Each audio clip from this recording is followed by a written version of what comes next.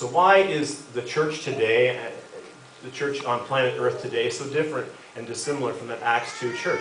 Why are believers today so divided in churches? And I think that we could give many answers to that question. In fact, let's do that. What I'd like to do is something we've never done at River City before. Some of you are nervous. I'd like you to turn to someone near you or next to you, and I want you to ask them what they think the number one reason why the church is so divided today. And then after you hear their reason, then you give them your reason. Number one reason why the church is so divided. So there's the question up on the screen there. And I don't want you thinking long and hard about this. I want your gut impulse, because collectively I think we'll come up with some good answers. And once you're done, I want one of you to take out your cell phone, and I want you to text me the answer that you came. And there's my cell phone right there. We got a signal earlier, so we'll try it again. All right? Now, this exercise is going to be an advantage for the young people, because they can text 3 times faster than us old people. So go ahead, answer the question, and I'll read the first 3 texts that come in. So let's go for it. Reason number 1, it's a one-word answer spelt wrong. That's typical text. Selfishness. Reason number 2, selfishness. Spelt right. Reason number 3 is pride. And then we've also got another one, the 4th one. We'll include this one because they made it. Stubbornness. Pride, selfishness, stubbornness. I think those are good reasons. Oh, there's another one. I better stop because it's going to keep going. People don't want any change. Well, this is fun. Pride is another one. We got 6. Okay, that's enough. I got to take this off because it's going to be buzzing during the whole sermon. I'm going to be distracted. Okay. All right. So, what I like about the answers that came in is that a lot of them related to the one that I was led to this week as I was studying. And I think that the number one reason why people in churches can't get along today is this, that the values of our culture have taken the place of biblical values in the church. We're letting the values of our culture lead us instead of the values that God gives us in His Word. We live in a me culture and not a we culture. We spelled W-E, not W-I-I. Yeah, silly joke. You listen to people talk about church, going to church. What do you hear? Here's what I hear. I want to find a church that meets my needs. I'm church shopping to find a church that is able to offer me or my family what we're looking for. But then when I read the New Testament in the Bible, I discover that it's more about me, or we rather, it's more about we. It's more about what I can contribute and how I can use the gifts that God has given me as a believer to make a difference in the family of God, which is the church. The family of God is one of the most common images that we're given for the church in the New Testament. A family. We're not living like family. When you adopt a child, Brad and Amanda, when you get a child and it's not working out, do you send the child back? No, you don't, right? When you adopt a child, you don't give it back and say, this is not working out. You work things out together.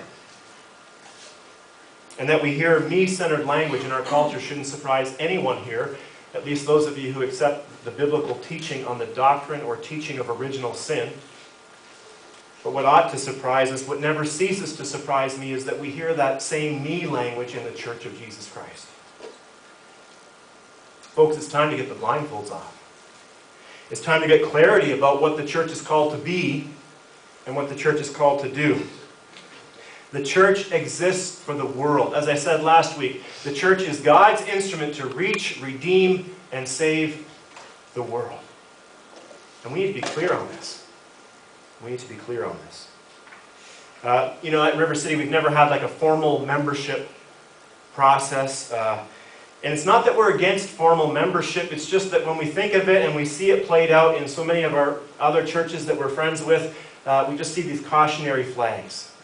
Now, just so you know, there are just as many cautionary flags in churches like River City that don't have a formal membership process. There are pros and cons on each side of it, and pitfalls to watch out for.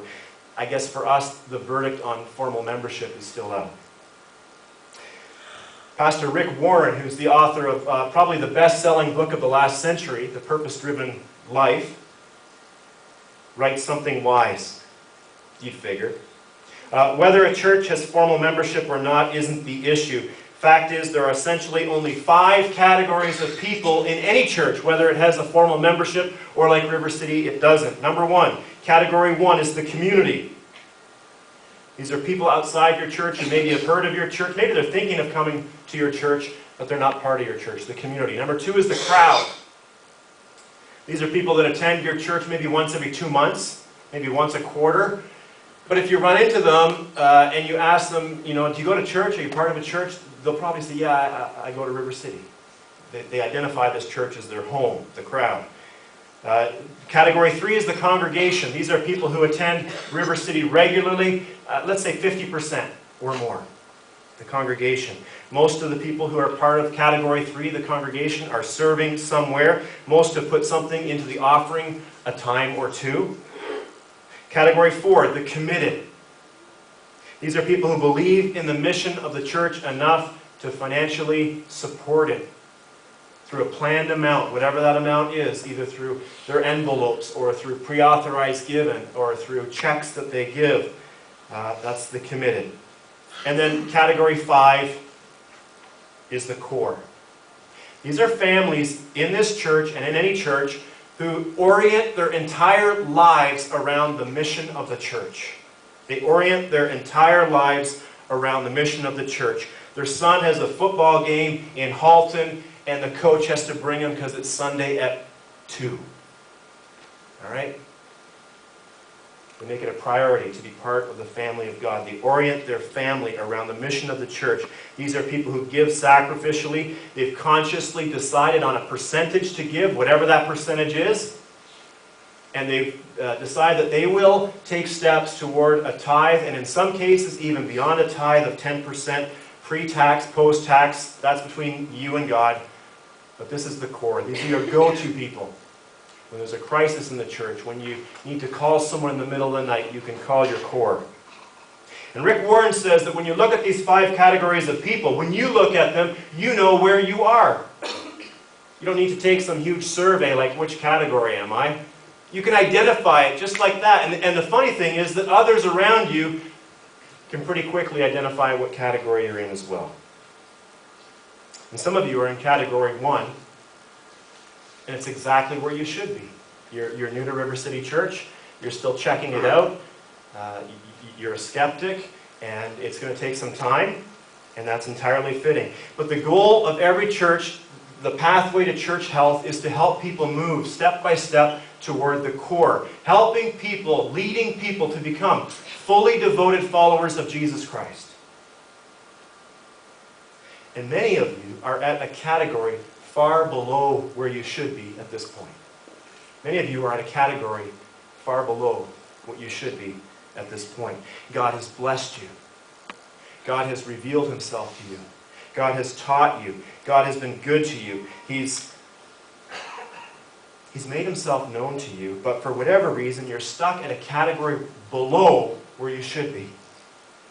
Instead of trusting God, you're plateauing in your faith. Instead of letting God take you deeper in relationship with him, and by the way, with his community, which matters to him, you're stuck.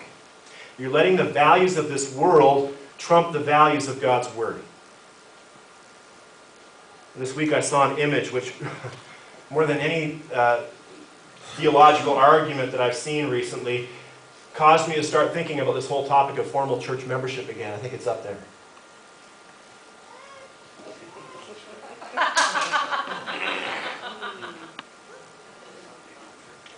Yeah, I laughed too, and then I kind of cried. Because the values of our culture have replaced biblical values. Most churches today, including this church, are a lot weaker than they need to be. Most churches today are a lot weaker than they need to be. Churches today are filled with people looking for the thrill of an easy date, but who have little or no intention of ever getting engaged, let alone married.